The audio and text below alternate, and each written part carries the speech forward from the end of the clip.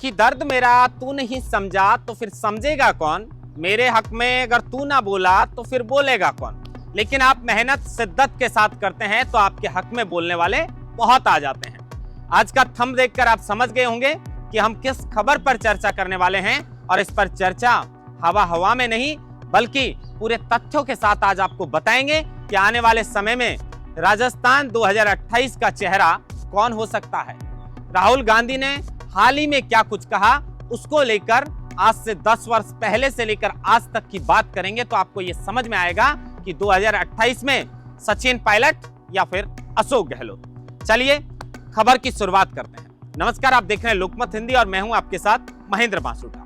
हाल ही में tiger safari का लुत्फ उठाने के लिए राहुल गांधी रणथंभौर में आए।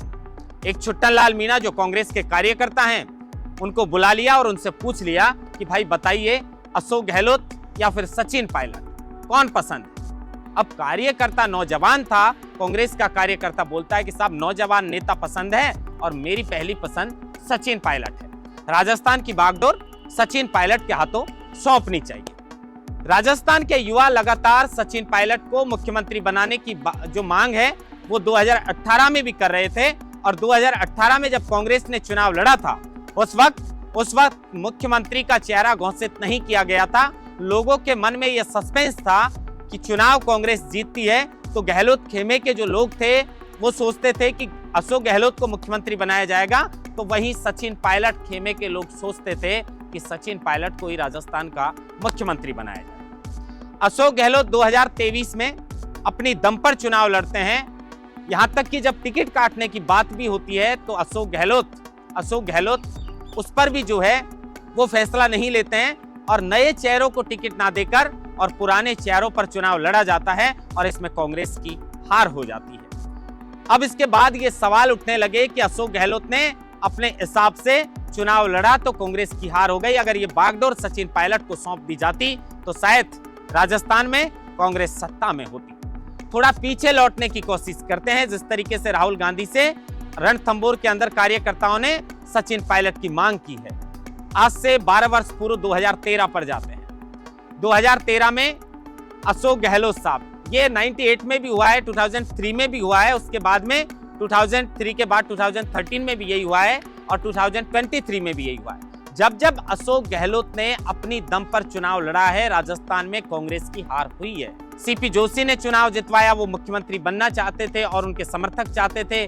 उनका नाम था मुख्यमंत्री की जो है रेस में, लेकिन फिर अपनी दावेदारी अशोक गहलोत ठोक देते हैं। उसके बाद 2013 में जब कांग्रेस पार्टी की हार हो जाती है तो उसके बाद सचिन पायलट को राजस्थान की बागडोर सौंपी जाती है। सचिन पायलट ना गर्मी देखते हैं, ना बरसात देखते हैं, ना सर्दी देखते हैं, ना धूप देखते हैं, ना छांव देखते हैं।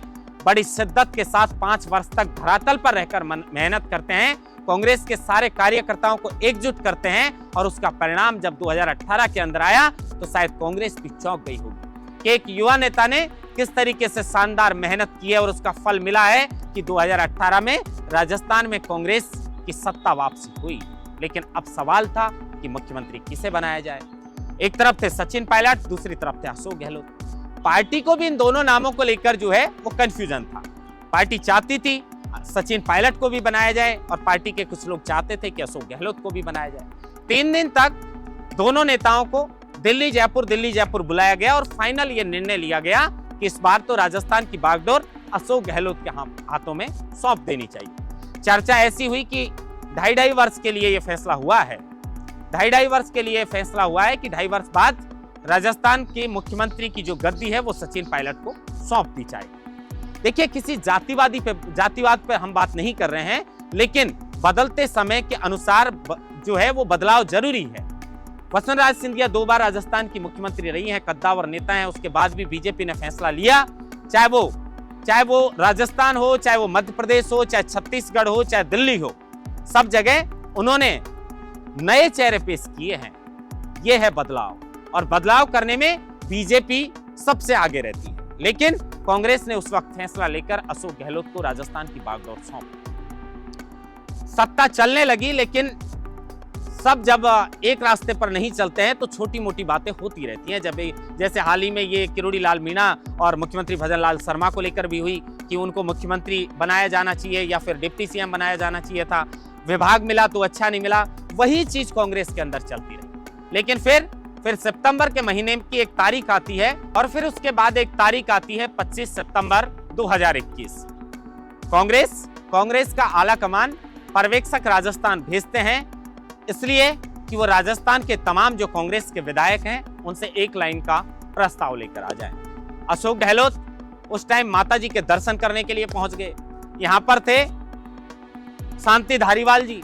अब शांति धारीवाल जी ने ऐसा गेम चला कि वो जो पर्यवेक्षक राजस्थान आए थे एक लाइन का प्रस्ताव होने ही नहीं दिया। और उसके बाद अशोक गहलोत को सोनिया गांधी जी ने दिल्ली तलब किया। उसके बाद माफी मांगनी पड़ी कि राजस्थान में मैं होते हुए एक लाइन का प्रस्ताव आला कमान ने जो पर्यवेक्षक भेजे उनको नहीं मिल पाया। लेकिन सब समझ रहे थे कि इस कहानी के पीछे असली खेल क्या था। खैर जो भी हो, लेकिन राजस्थान की गद्दी पर 2023 तक अशोक गहलोत बैठे रहे।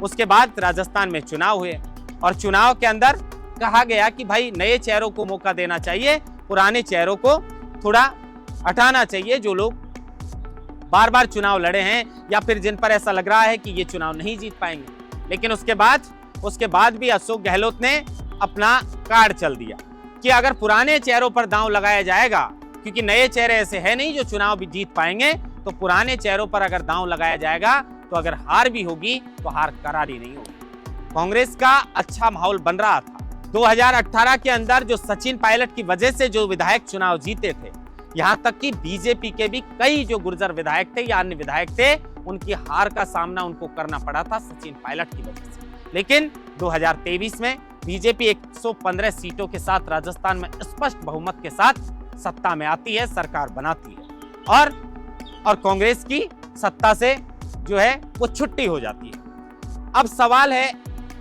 2025 चल रहा है, 2028 में राजस्थान विधानसभा के चुनाव हैं, लेकिन ये सवाल हमारे जहन में इसलिए आया क्योंकि कांग्रेस के सबसे बड़ा जो नेता हैं राहुल गांधी, उन्होंने ये सवाल राजस्थान आने पर रणथंभौर के अंदर एक कार्यकर्ता छुट्टन लाल मीणा से पूछा था।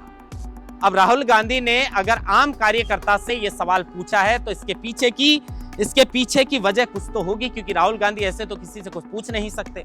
अब कार्यकर्ता ने सचिन पायलट का नाम भी लिया है। उसके बाद राजस्थान की सियासत में इस खबर के बाद ये खबर जो है वो जोरों पर है कि आने वाले समय में राजस्थान कांग्रेस की बागडोर सचिन पायलट को सौंपी जा सकती है। राजस्थान के युवाओं की मांग है कि सचिन पायलट को राजस्थान की बागडोर सौंपनी चाहिए।